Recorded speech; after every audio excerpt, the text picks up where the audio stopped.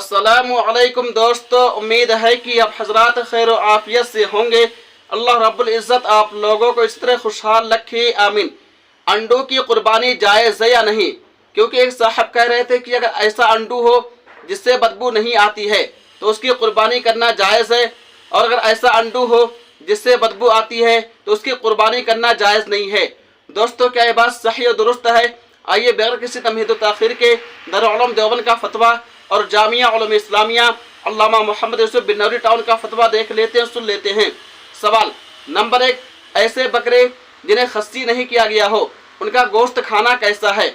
ऐसे बकरे पेशाब पीते हैं, ख्वाह कितना ही रोका जाए। नंबर 2, दूसरी बात यह है कि आमतौर से दिल्ली के बकरा मंडी में बिकने वाले 95% बकरे ऐसे ही होते हैं जिन्हें खस्सी नहीं किया गया होता है। तकरीबन सभी दुकानों पर ऐसे ही बकरों का गोश्त मिलता है, क्या उसकी खरीदो फरोख्त दुरुस्त है? नंबर 3, अब इस तरह के बकरों की लोग कुर्बानी भी करते हैं, क्या उसकी कुर्बानी जायज़ है?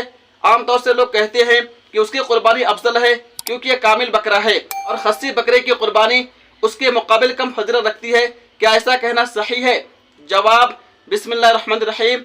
नंबर 1, 2, 3, ऐसा बकरा जिसको खस्सी न किया गया हो उसका गोश्त खाना और उसकी खरीदो फरोख्त जायज़ है, और ऐसे बकरे की कुर्बानी भी जायज़ है।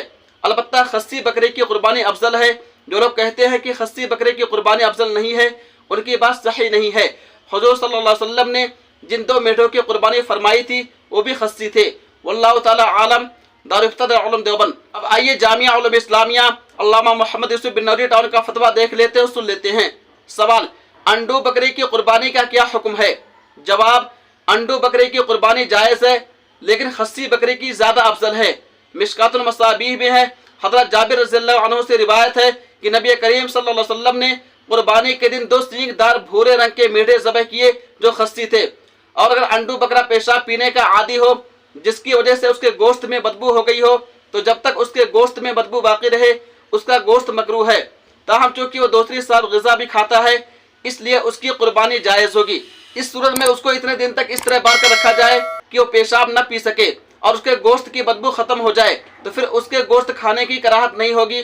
उसकी तहदीद बाज़ ने 10 दिन से और बाज़ ने 4 दिन से की है, और बाज़ फ़ुक़हा फरमाते हैं कि उसकी तहदीद नहीं है, बल्कि इतनी मुद्दत तक उसको इस तरह रखा जाए जिससे उसके गोश्त की बदबू ख़त्म हो जाए तो उसकी कराहत ख़त्म हो जाएगी। फ़क़त अल्लाहु आलम। दारुल उलूम जामिया उलूम इस्लामिया अल्लामा मोहम्मद यूसुफ बिन्नौरी टाउन।